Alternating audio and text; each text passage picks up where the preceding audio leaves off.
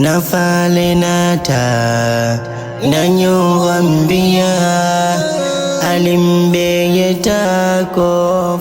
We now welcome to the platform Ousainou Allen. Ousainou is the leader of NAFA.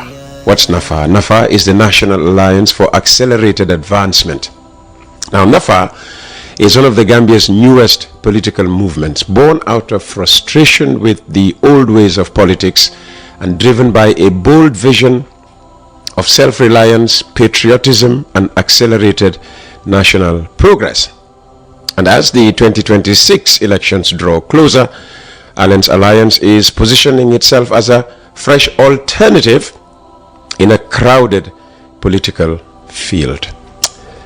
He joins us now, hopefully, to share NAFA's mission, its plans, and why he believes Gambians are ready for a new kind of leadership. Ousainou, welcome back to Coffee Time.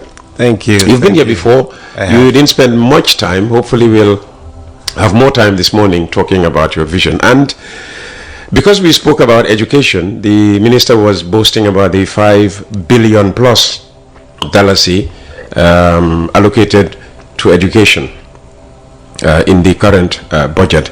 You were telling me something very interesting about education, because you own a school and I think you also are involved with a university. If we may just start there. Yes. Bismillah ar-Rahman ar-Rahim. Thank you, Mr. Gomez, for hosting me again. I'd like to greet your listeners and everyone watching on YouTube. I also do watch it. Thank you. I'm a keen follower because it's a platform where if you'd like quality, undiluted information about what's going on in Gambia, this is one of the probably few places that you can get it within the media space. So we'd like to congratulate you and your team for that. Thank you. Yes, so I became the first country representative of before it was called the Islamic Online University. Now it's called the International Open University. Oh, IOU? Yes. Okay. And it came to the Gambia back in 2013, headquartered in Qatar. I was asked several times to take up that responsibility, but I wasn't very keen because my background is civil engineering. But within civil engineering, you do also learn management, and with the skill of management, you are usually very transversal. You could touch on many disciplines. And from 2013, I set up the office, and I quickly realized that online learning in Gambia is going to be a challenge, in that we don't have fast internet. People are not rich enough to afford laptops. I think things have evolved nowadays with the apps, creation of apps, and people are also learning with their smartphones. But 2013, we were still developing towards that. And also, learners were not very research-centered. So unless they are guided and accompanied by someone who is physically present, you'll get lots of attrition, like dropping off from a course. And that was the case in the early stages.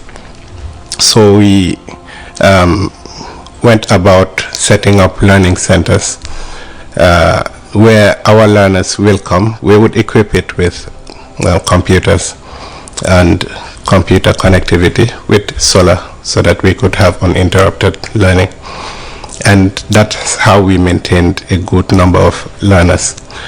But we also realized that because at the apex, that is at a university level, you kind of get an eagle's eye view of the many defects within the education system. And you realize that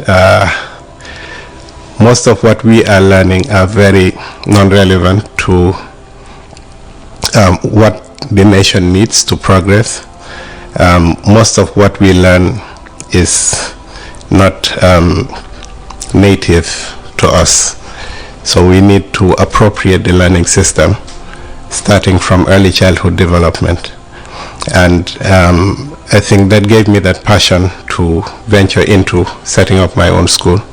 So I ran the university from 2013 to 2016 December, 3.5 years. And it was a good ride because during that period I also established branches in the sub-region, in Senegal, Ivory Coast, Guinea-Bissau, and I had attempted to do it in Guinea-Conakry, but Ebola was happening at the time, so there wasn't much access to Guinea-Conakry at the time. In Mauritania, they had this requirement: if you're establishing anything, you need a local partner, and the university wasn't mine. I couldn't really partner with someone else's property. And, well, the owner of this property did not give you the authority to have a local partner? I did my own assessment and I wasn't comfortable, so okay. I advised against it. Okay. Yes, so that's what we did, and we bought the former IEC building in Kanifing South, and we also became the first university to be given I think it was provisional accreditation by the new NACA at the time. Mm-hmm. So I would say it was a success at the time, and I started in my early, in my 20s. Okay. The point I wanted you to make was yes, the deficiency of the Gambian education system. Yes. Because you said it was not centered on something. Yes, it was very teacher-centered. Okay. Which means what? That means that you are having a population, because a good size of the population go through the education system. Every year we have over 400,000 learners. So if you have an education system that is very dependent on the teacher, where the learners are not exposed to research, they're not exposed to critical thinking, they're not exposed to analytical methods, and we are not enforcing time consciousness, discipline. What this breeds is a nation of laissez-faire graduates, and that translates into civil servants who will take everything that's given to them as a responsibility for granted. And it's also affecting the progress of our country, and it also perpetuates mediocrity. So the little that we feel that it's a success, in other countries it will be frowned upon. How many traffic lights does Gambia have in 2025 as a so-called modern state? In 2025, despite the construction of multi-billion dollar roads. Mm. A modern state has critical things that they need to have in place, and if you don't have that, then you cannot call yourself a modern state. But before even venturing into that, that education system that we were talking about, it also needs to inculcate in the learner love for self. But before you love yourself, you need to recognize who you are. Sure.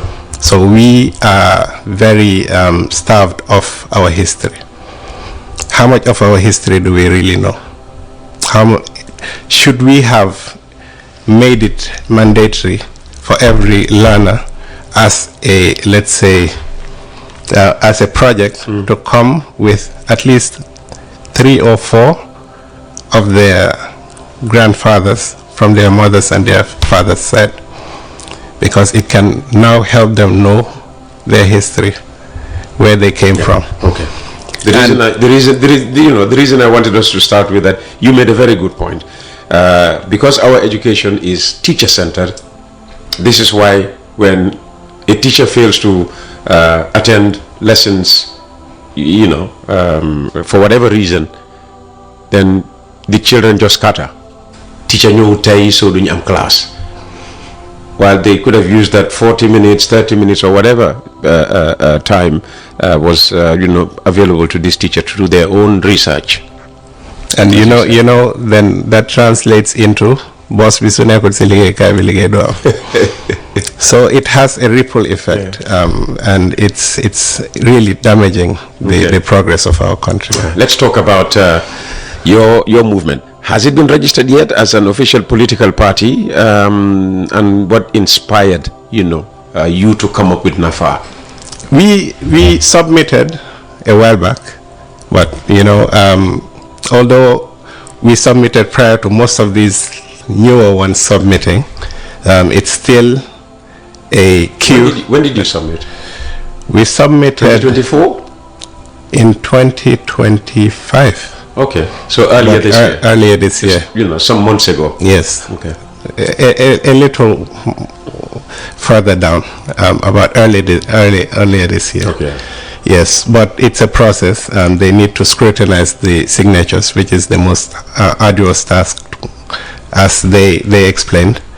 The rest of it is usually shouldn't take this long. I think if it was digitized, I think it is done manually. I don't know.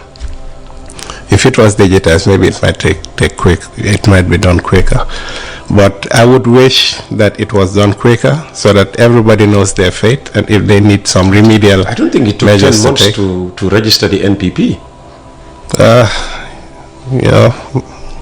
Maybe they were special.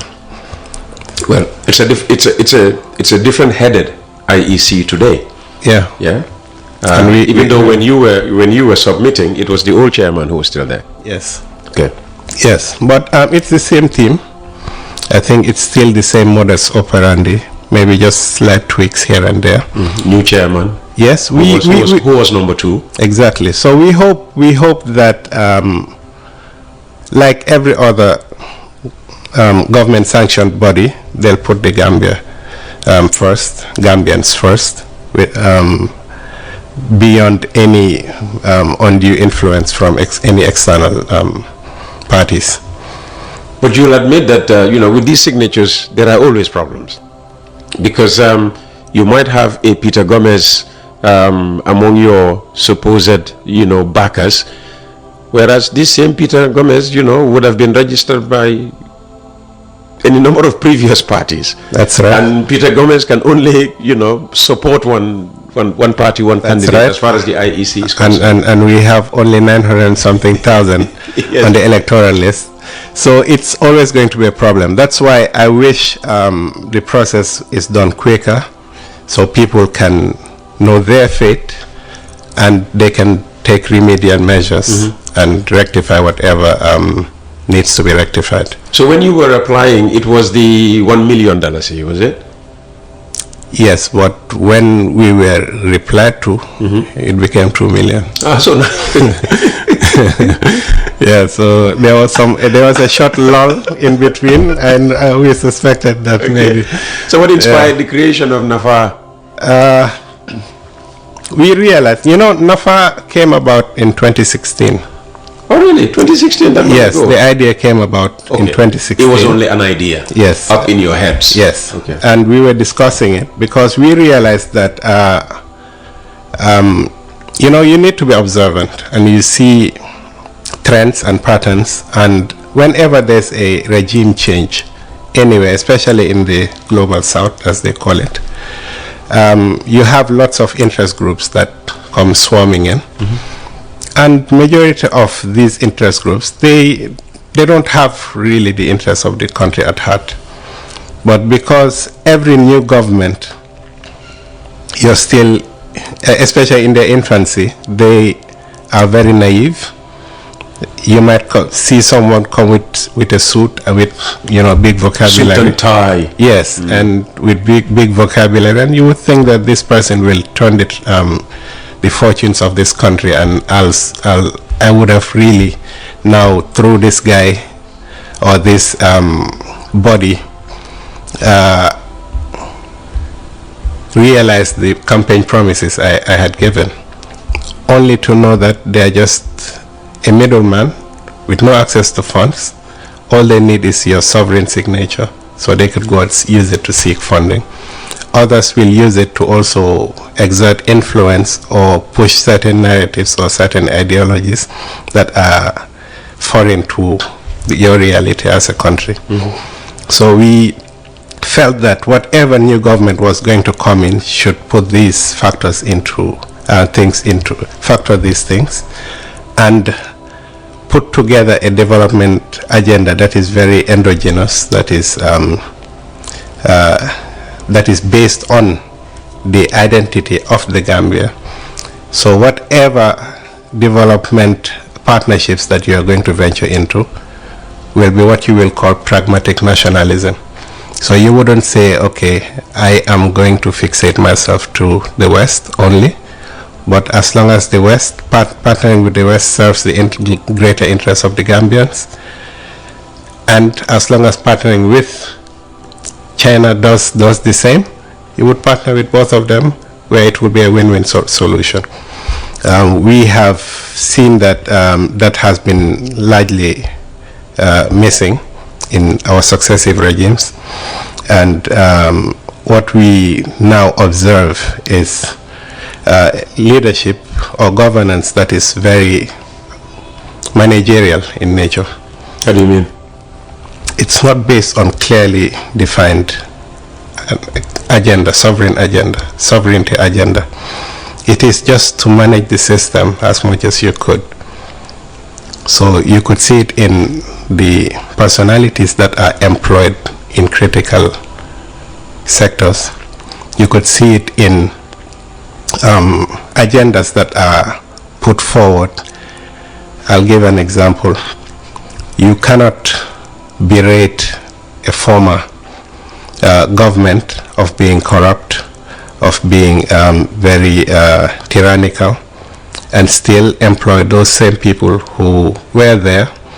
I'm not accusing them, but I'm observing what was said prior to coming into power and what was done post assuming power, where people were berated for supporting tyranny, people were berated for being corrupt, and those people are holding strategic sovereign sectors within the government and running it, and the whole population now is dependent on those people, you know, you refer to now, aiders and abettors of all the tyranny and the corruption and whatever that happened during the 22 years of the former dictator. According to the people who assumed power. Okay. They branded them such. Yeah, they branded them such, but now are happy to work with them now. They have no problem with that. So it reminds us of, there's a book called Why Nations Fail. Why Nations Fail by Darren Achemoglu and I think James A. Robinson. So it shows that most freedom fighters tend to perpetuate the same vicious circle of the hitherto regime that they depose. Okay. So over time, you will start implementing the same repressive policies that had maintained those people in power for some reason, and you could see countless examples over time. And is that, according to you, what the Gambia is currently going through? Oh yes, oh yes. With the Barrow administration. Yes, that's what we're experiencing, and the biggest of which is we need what we call justice. But justice is not only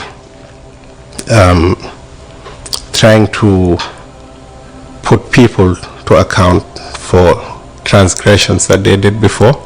What is justice then? Justice is a wide has a wider definition in my own vocabulary.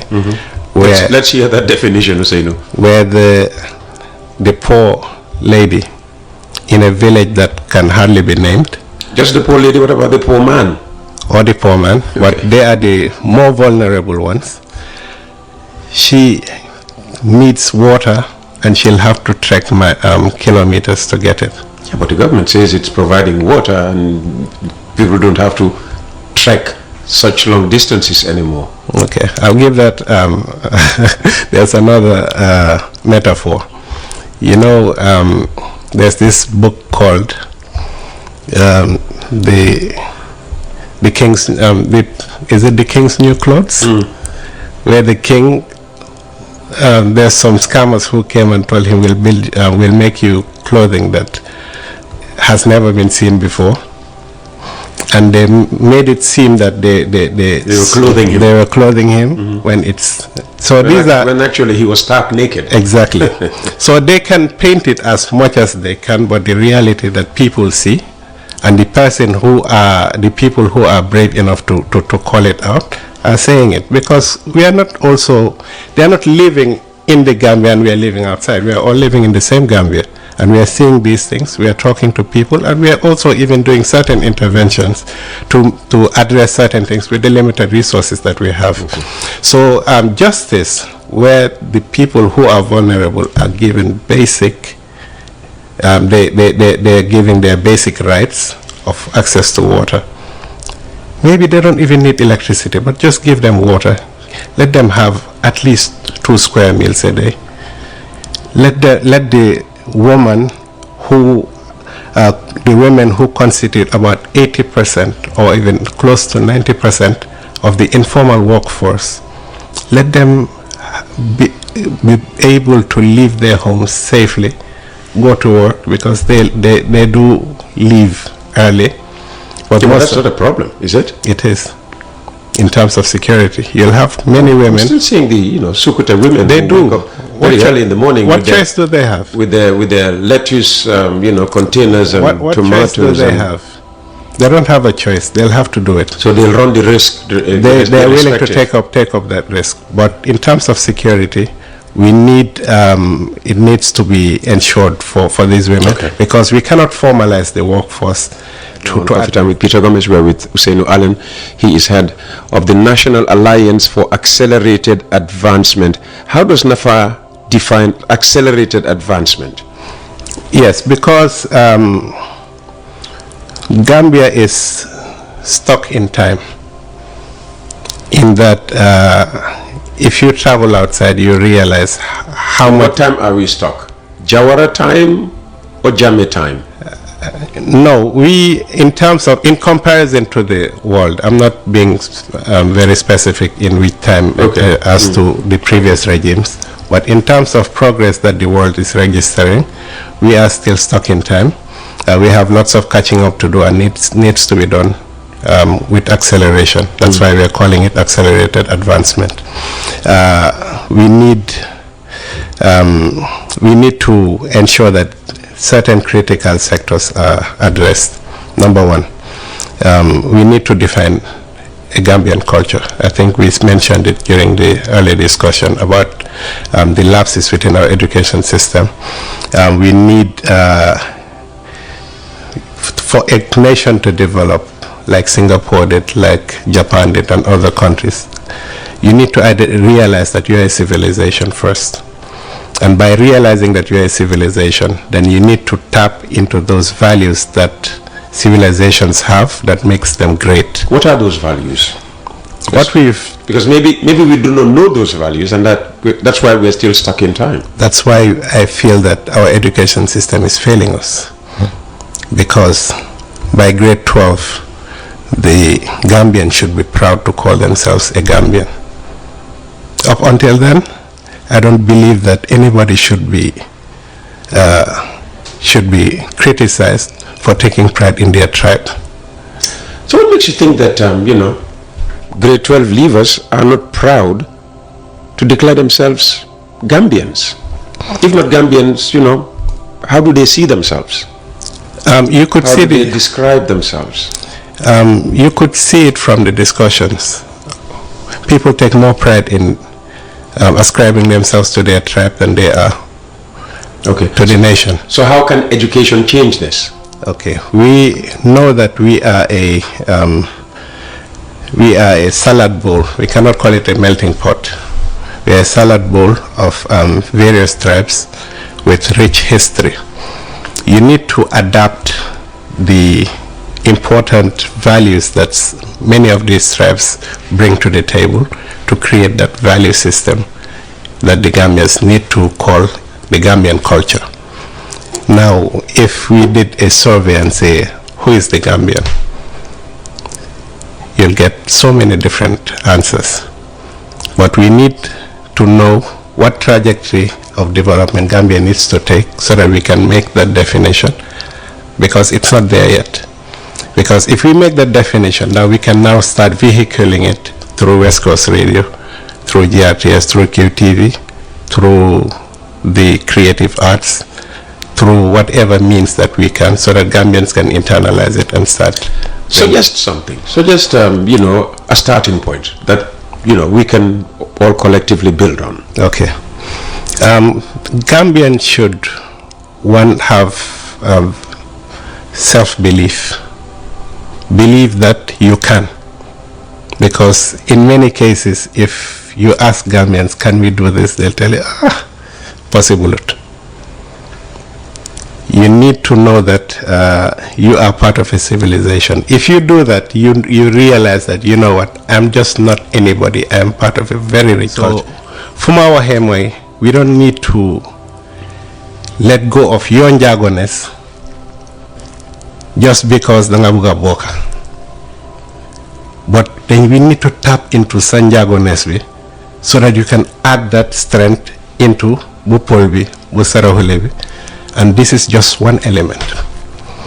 The other element is those transversal skills, critical thinking. Legi, Sunday bini, dama talk mane ndaw yi si koñ bi 8 o'clock dañ war a génn ñu clean man opposite suma kër ñu fa am Bameli Njaago foofu noonu. Bameli Njaago fu dëkk xanaa maa ngi soog a dégg Bameli Njaago. London ko ok mooy Bameli Passandu bi. It's called Bameli Passandu. Exactly ñun loolu lañ ko def. All right. So ni Passandu Njaago la woon. dañ ko nekk di fence. ok waaye even there's still some hair ak façon yooyu noonu ñu ngi fa. waaye xaaruñ pour ngay pare seen liggéey bi yëpp pour ñu ne ok baal ñu tidy place bi parce que it's still an eyesore. so ma ne leen li ñu ne ma déedéet gars suñ paree nañ ko clean ma ne déedéet nañ leen clean rek ñoom suñ paree luñ mun a lu des si liggéey bi mun nañ ko motali comme clean koñ bi soo ñu clean si kanam foofu noonu yëpp dajale yu tilim ba pare ñax yu des foofu noonu ñu clean ko comme that self of community, that self of creativity, critical thinking dafa important. And lu si gën a important mooy suñ ko embedded in the school curriculum parce que ndaw ñi suñ ko grow up with rek dafa gën a yombal mbir mi. beneen bi mooy patriotism teg naa waxoon nañ ko that góom ne dëgga amut keneen kuy mun a ñëw pour develop the Gambia ku dut ñun. ak collaborativeness ñuy patronize ante parce que business yu bari Gambia daanu na because du ne amuloo product bu baax waaye Gambian bi mënuta gom Gambian bi moromi Gambian am enough pour mu ñal ko benn extra $5 bu mo ci ñàkk a ngóom la wala leneen lu demee ni añaan bañ rek sa morom dañoo rafetal rek because that's the problem. waaw dañoo rafetal rek Ousainou ngay jaay lii xam nañ ne same quality fa ko Ousainou di jëlee fa la ko Martin di jëlee waaw Ousainou Gambien la Martin doxandeem la waaye bañ rek ne ëllëg si lu ñu naan Ousainou daal gis nga ko moom daal fi mu nekk raw na Peter Gomez. waaw Peter Gomez ne xaaral ma dem jëndee ci Martin dëggal because for us doxandeem bi mun naa ñëw mu raw ñu by how many whatever waaye ñun we are happy to be where we are. So any Gambian businessman, and you could attest to that, so start a business so nekkee ne góorgóorlu nga within 5 years si nga door di gis proper returns waaye doxandem bi needut 6 months da ngay gis mu parce que moom ñëpp dinañ dem ci moom. exactly yow gars yi dinañ la bàyyi. waaw so let's move on. So how does Nafa view the current state of democracy? The minister was sitting here boasting about Gambians now being able to do certain things they wouldn't have dared even think of, let alone try to practice, during the Jammeh era. Foog ñu nangul ko. Waxtaan waxante dëgg. Waaw foog ñu nangul leen ko. Waaw parce que gi nga soo nekkee njiit foog nga muñ, foog nga yaatu, foog nga nekk koo xam ne da nga njabootee ñett. léegi di nga déggal la naxari nag waaye soo muñee nga yaatu rek loolu noonu it's fedala sa mbaxana bi su nekkee ne loolu rek la then waaw foog ñu nangul leen ko. Okay. Unless maybe there's something else you want to ask. So bàyyi nañ ñu suñ freedoms. But what about democracy? Ndax loolu rek a tax ñu wax democracy. Man nag in terms of these terminologies. I'm not du ma si dwell too much democracy parce que ñu ko indil ñoom seen boppa ñemeloo fa wax yenn mbir yi. Gambia ngay gën a mun a waxe free am freedom pour waxee lu bari ni place yoo xam ne ñoom ñoo ñu jox démocratie. So unless ñun ñu toog ñu ne you know what terminologies yëpp rafet naa yëpp waaye nañ leen xool ñun. how we can coexist. Because China they have their own brand of democracy. Waaw parce que am nga léegi lan mooy benchmark bi it's shifting the goalpost based on what democracy. Let's just see what works for us. moo tax ma ne liñ dee ooyee pragmatic nationalism. As long as this works okay ñun suñ aada xas kilifa dañ ko ñaawlu ok kon léegi ñu boole ko si that value system bu ñoo liin. So am na yenn yoo xam ne ñu ngi ko wax président. waaw ñun suñ démocratie daf ko war a bañ. exactly daf ko war a bañ daf ko war a ñaawlu. exactly ñaawal nit diineem dañ ko war a ñaawlu.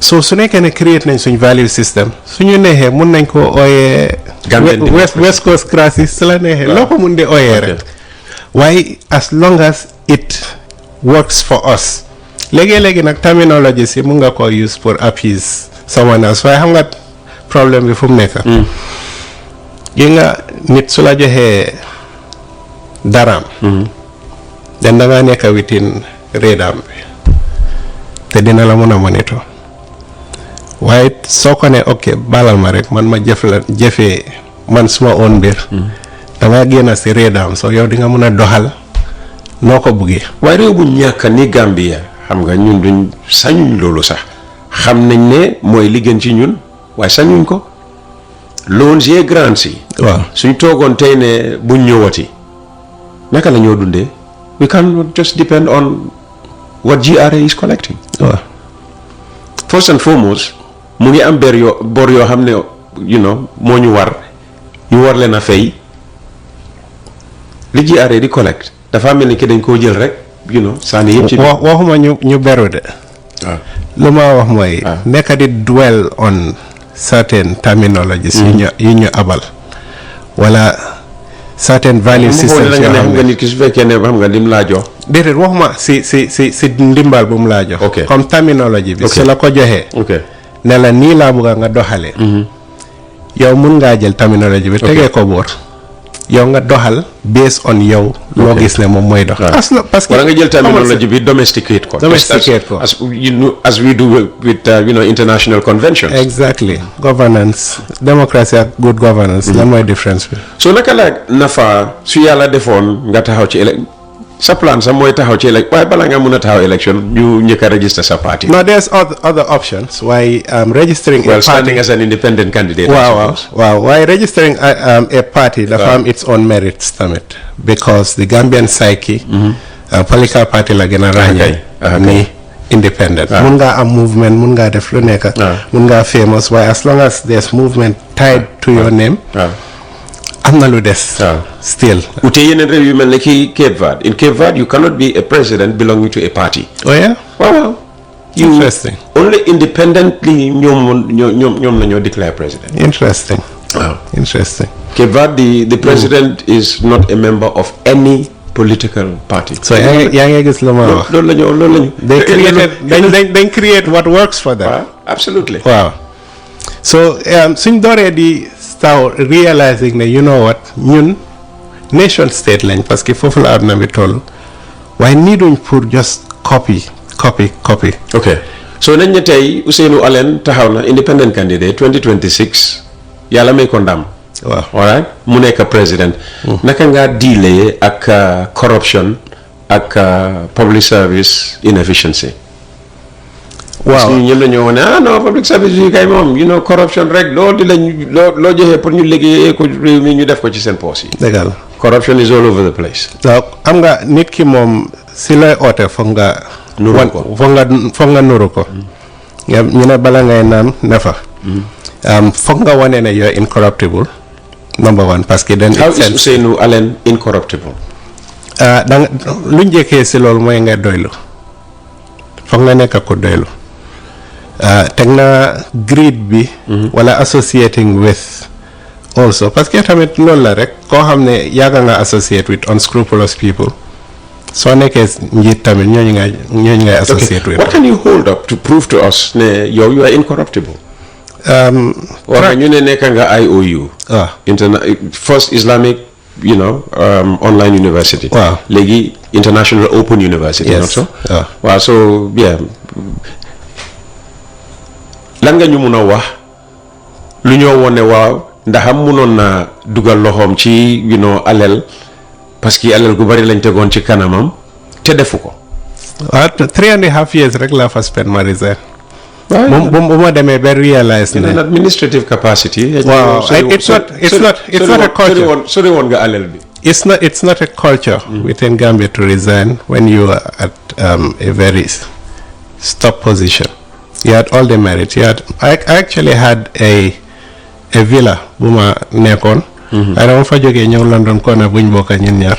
si yooyu ak ndox mu bari ñun kay dañ koo jooytu rek. man ma laa dee gars suma doom yi wax nañ ba soona génn foofu laa dëkk ba léegi. man ne leen fii de moom. waxuma ne duma fi génn de. waaye miin naa ko. waaw miin naa yooyu miin naa ñàkk courant bi. miin naa ñàkk ndox mi although. courant bi tane na ak ndox mi. so nit comme sa démba mooy mun a wone ban façon njiit ngay mun a nekk. foofu laa dëkk ba léegi.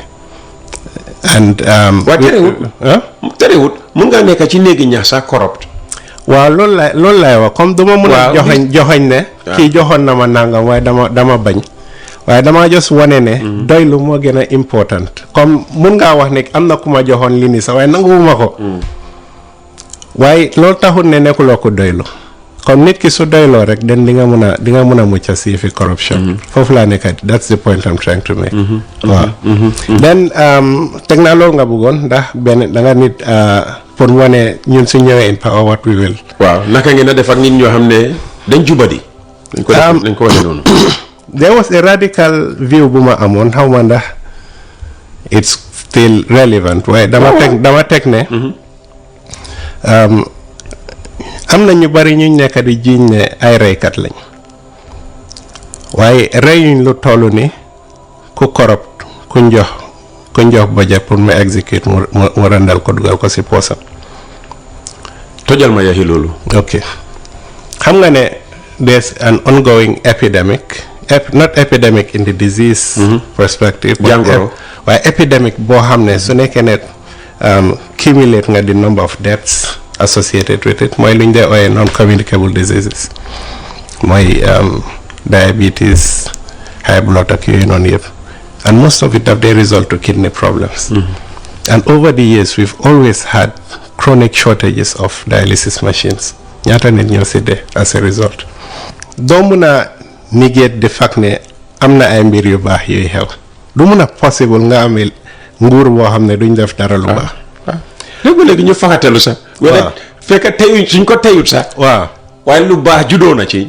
ñu recognize ne lii baax na. exactly fu ma waxee rek mooy comme mënuñoo fix the structural problems of Gambia mooy the foundational needs of a prosperous nation mënuñ ko jox nañ leen opportunité bu wane nañ ne mënuñ ko melut ni ne duñ mun a nag comme use band-aid solutions comme nekk di lii nii plaster nimboot bi ak yooyu noonu. waaw so another problem buñ nekk di face in terms of fu ma waxee ne danga am koo xam ne ñu ngi ko bàyyi si position pour moo mun a solve problems of the general masses of Gambians but because of corruption di nga gis nit ñu bare di si dee ay xale jigéen yoo xam ne ñu ngee mucca di gaañu ñoo xam ne ñu ngee am these kidney problems di gaañu solution bi mun naa ñëw si kanam waaye ñaata nit ñoo dee balaa solution boobu noonu ñëw loolu noonu yëpp dañ war a xool ak leneen a leneen la ñàkk ambulances xam nga so that within su nekkoon ne ambulance bi was available and fueled and ready those few minutes bu moo mun a lii nii bu doon war a mun a ñëw dina doon mun a save life yi nit soo cumulaté loolu over the years rey na lu ëppa lu benn si jongule yi rey wala jongule yi yëpp soo leen dajalee lu ñu rey ok ale boo xam ne réew mi yëpp ñoo ko bokka benn ñaar nit jël ko moomale ko seen bopp tere ñoo am lépp li nga xam ne moom lañ war a am ci suñ lopitaan yi waaw tere ñoo am njàng bi nga xam ne munoon nañ koo am su fekkoon ne alal googu Ousainou Allen of the NAFA movement. NAFA is the National Alliance for Accelerated Advancement. su NAFA demoon ba jiite réew mi naka ngeen a jëfee ak suñ béykat yi réew loom bir ne wàjji ci jamono ji gannaaw bu président defee meet the people tooyam bi ba noppi mooy li ñoo jëndee gerte gi bi mooy ñetteeli at wi bi nga xam ne ñu ngay jëndee gerte fanweer ak juróom-ñetta junne dalasi waaw béykat yi nag dañ bëgg ñu yokkal leen tuuti nguur gi nag ne li ñoo jëndee moo ëppa ñoom li ñoo jaayee te ndem dañoo jënda pour jaay doo jëndee juróomi dërëm jaayee ñetti dërëm ñu ne nag ñoom ci loolu lañ dëkka ngir rek ne dañ bugg a jàppale béykat yi NAFA su demee bañ ko jox réew mi nu mooy jëfee ak suñ béykat yi waaw ñun bokk na si suñ main pillars of development mooy liñ de ooyee cultural renaissance and economic sovereignty economic sovereignty ñu ko xaaj si ñetta mooy food sovereignty so food sovereignty nag foog nga define lan moo nekk sa diet first mun nañoo continuer this imposed gerte bi nga xam ne tubaab yi ñoo ñu ko yàgga impose ñu téye ko rek at bu nekka léegi suñ leen yokkalee benn 1000 si ligne bi ndax transform na gay seen life si $1000 si mënul koo transform nañ leen yokkal 2000 ndax dina transform seen life si du ko def so dañ war a change the whole algorithm pour ñu define ñun lan moo nekk suñ diet first lan la ñoo mun a béy through soo demee ba define la waaye xam nga gerte bi cash crop la waaw waaye cash crop boobu noonu ndax dina mun a advance dëkk bi pour ñu mun a food self looloo jubluwaay bi du ko mun amoon na jamono joo xam ne gerte gi mu ngi doon jëriñ réew mi bu baax waaw parce que dañ ci daan amee diwlin boo xam ne ci réew mi fii lañ ko nalee waaw amee ci yeneen ak yeneen even briquette sax yi ñoo du suñ jigéen ñi daan toogee dëgg la so amoon na njëriñ te du woon the only cash crop experiment dañ ak cotton which was working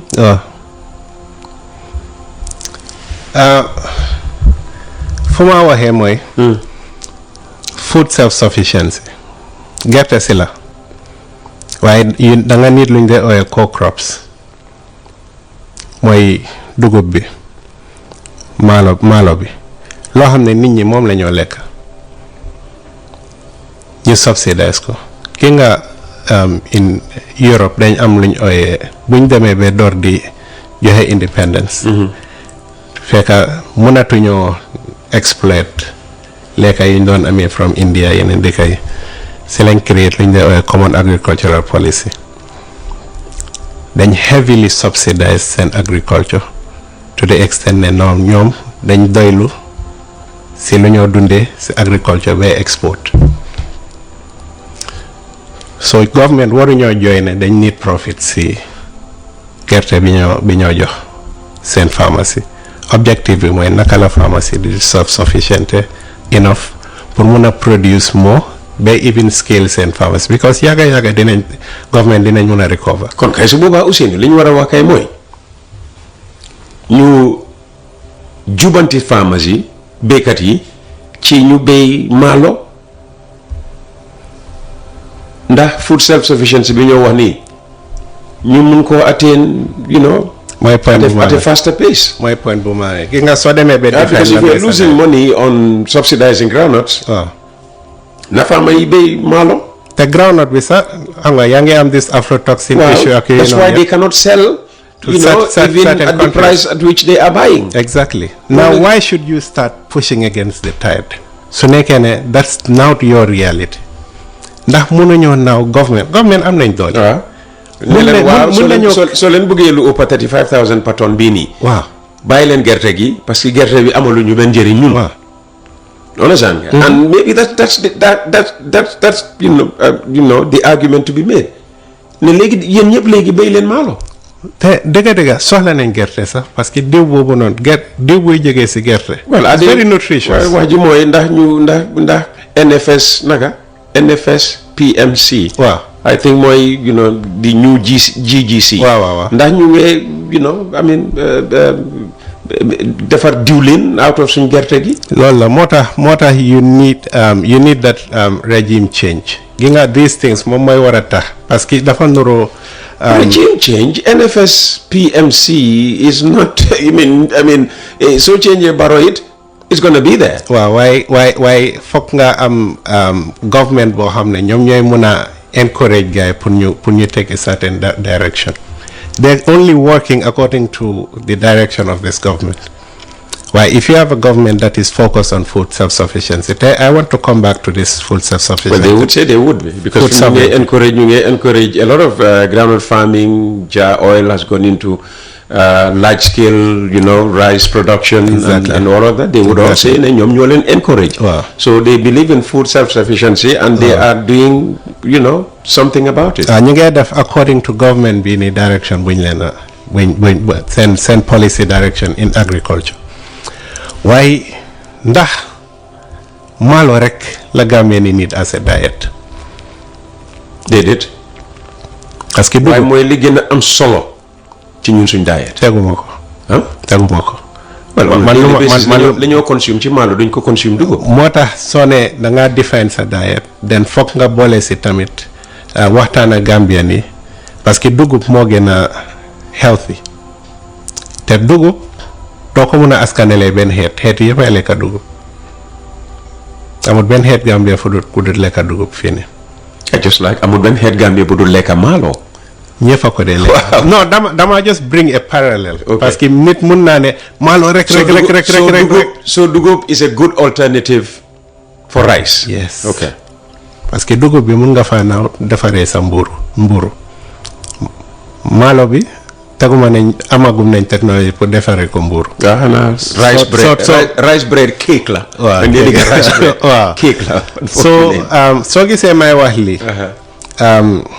preventive healthcare dafa am a bearing lu connect to agriculture parce que balaa ngaa faju looy consume dafa war a nekk loo xam ne dafa sell nga xam dina la jox wér-gu-yaram mi nga soxla soo dugub su nekkee ne doon nañ di ko lekka mais bi añ wala even reel wàññi si suñ maalo diet bi ñu indi yeneen mbooxa beng fi ak yeneen ñu diversify suñ diet den dina tax Gambien si ñu gën a wér. ok so Nafa su jëlee nguur gi. waaw moom dina toog mu waxtaan ak béykat yi. waxtaan ak Gambien yi soo demee meet the people too lii ngay waxtaanee ak béykat yi doo toog di yóbbu ay sabarkat ak yu kenn xamul. déedéet jarut ko.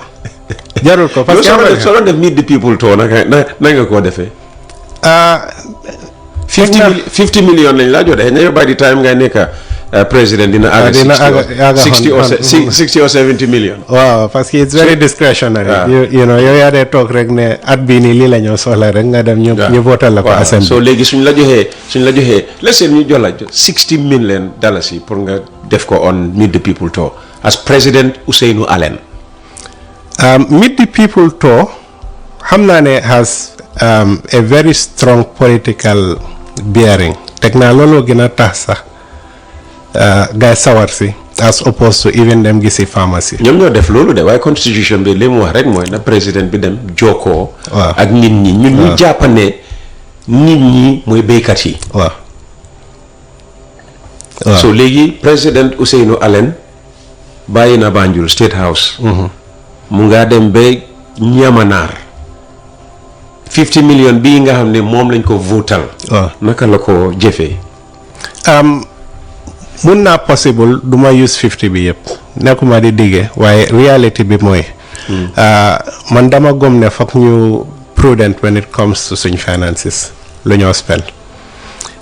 loo xam ne jar naa spend. so di nga ànd ak entourage bu rëy bi nii yaay compagnie yeeg sujeer yu mag yeeg sabarkat yi gën a ràññee ko ci réew mi all these razzmatazz. gomuma loolu man gomuma that type of brouhaha. waaw li nga gom parce que xam nga man lu ma gom da nga ci plateforme bi pour jaay sa boppa. waaw man maay kii ngeen war a sànnil ndax ma. waaw am nga utu Adama Barrow ci place bi.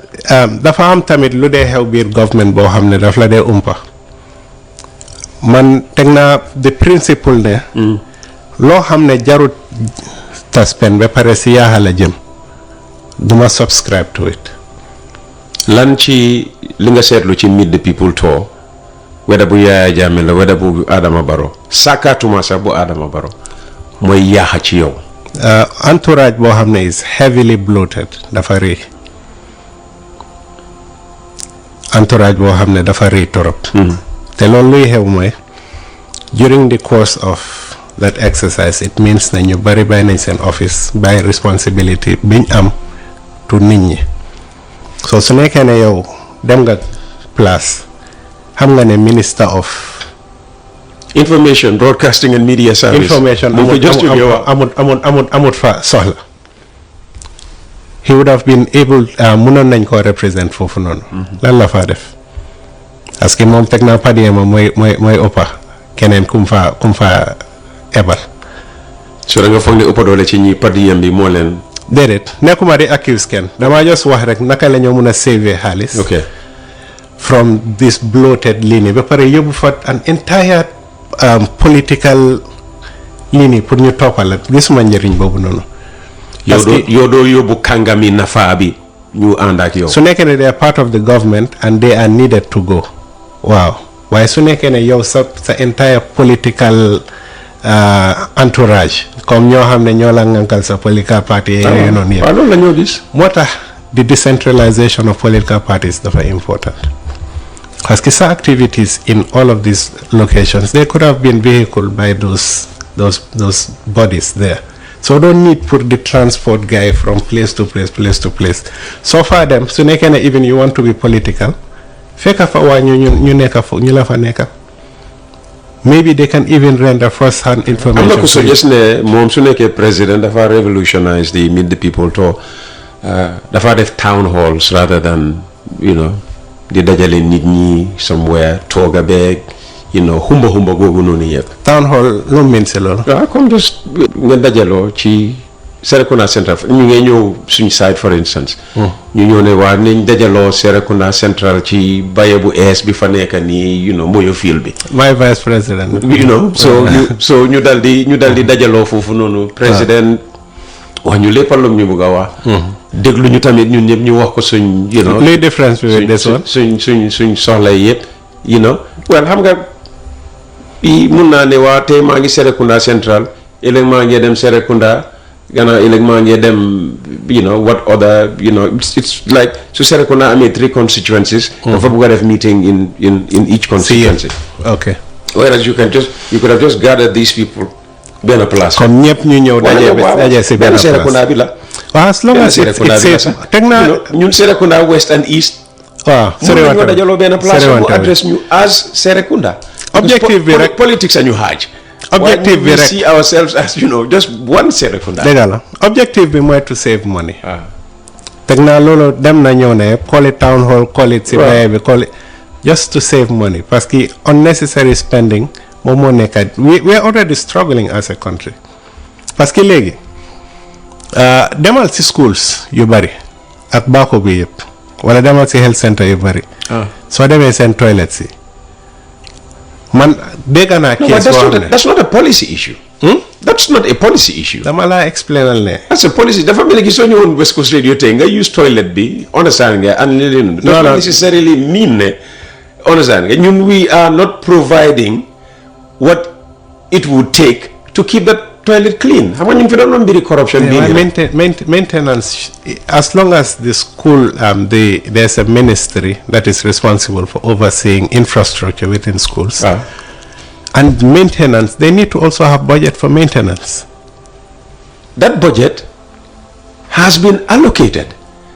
Corruption bi nga wax ni mooy tax the head of that school du gisee ne dañ war a jënda tissue paper for the toilets, dañ war a jënda no problem bi ni tissue paper rek and problem bi is dilapidated infrastructure. It's all part of the this budget for maintenance and upkeep. And where's the monitoring and evaluation? ñoo xam ne ñoo ñëw di ko bàyyi xel. dañ na monitoring. waaw parce que gi nga all of that su nekkee ne now monitoring bi dafa require maybe one more motorcycle then benn saving bu tuuti booy def si ligne bi. And that's why we would ask this 5 billion plus voted for education. At the end of the day, again, National Assembly bi.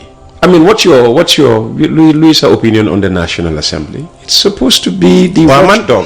Man luma gom moy. So National Assembly mo talk mu ne waaw nañ jox education 5 billion.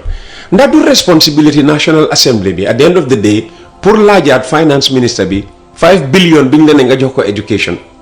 Gannaaw ba nga ko joxee naka la ko njëriñoo. It's not a culture of Gambians to hold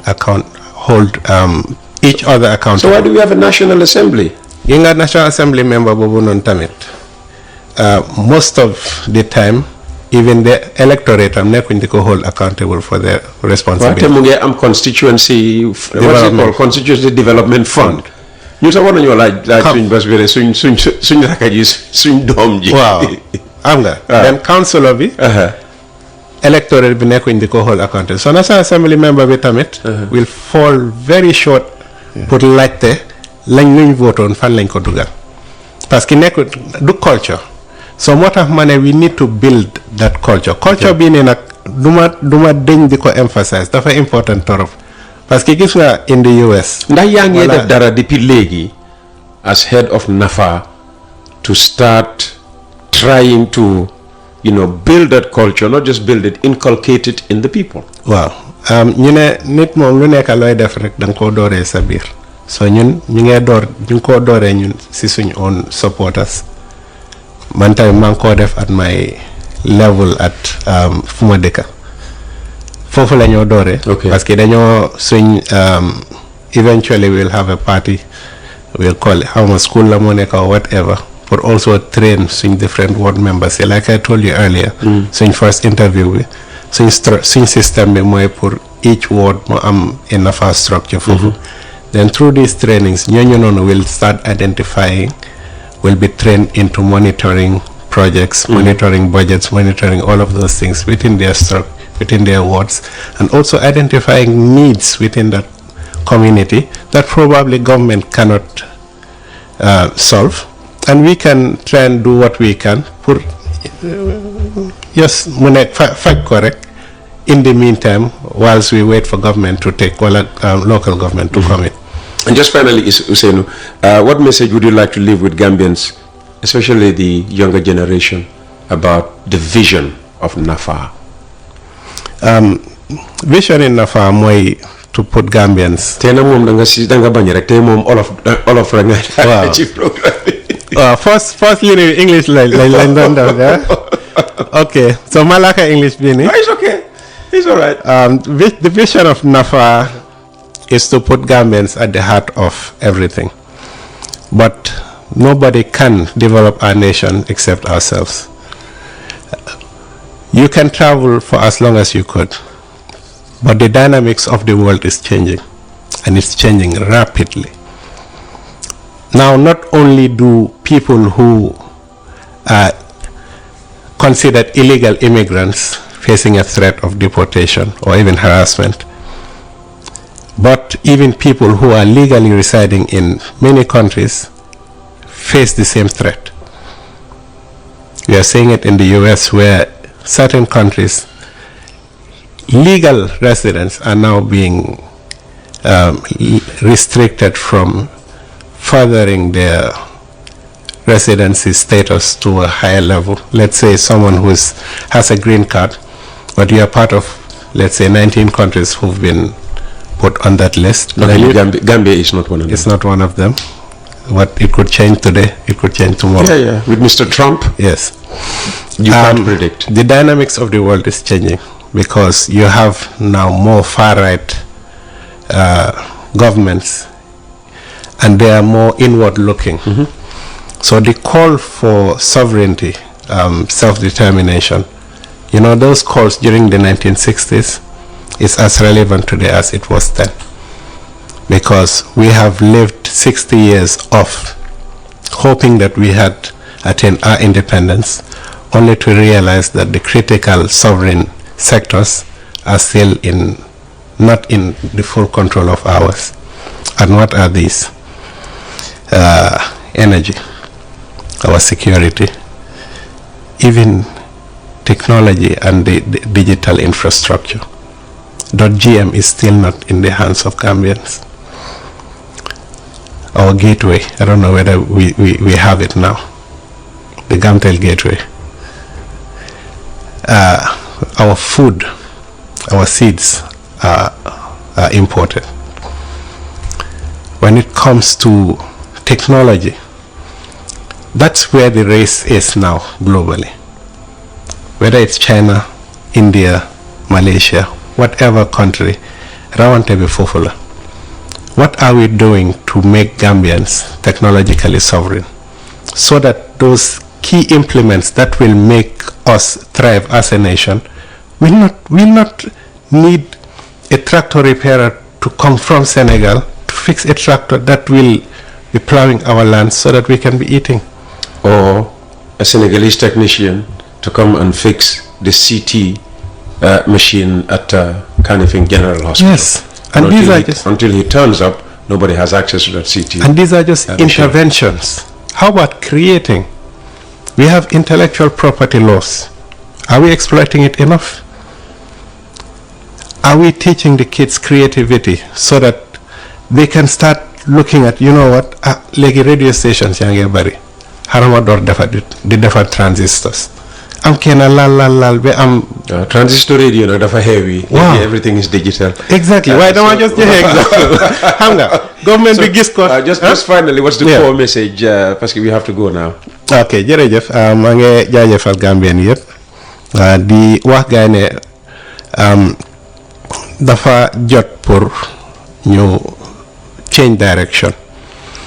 ñiñ jox nguur gi ñu ngay jéem waaye mënuñ te scandals yi nekk di feeñ am naa yaakaar ne yi feeñagut moo ëpp te lii nii waruñoo xaar ba scandal bu gën a rëy yiñ nekk di gis feeñ balaa ñu ne kon ñii ne duñ waaja lu gën a important mooy ndax Gambien ni ñu ngi safe biir Gambia, ndax Gambien ni ñu ngi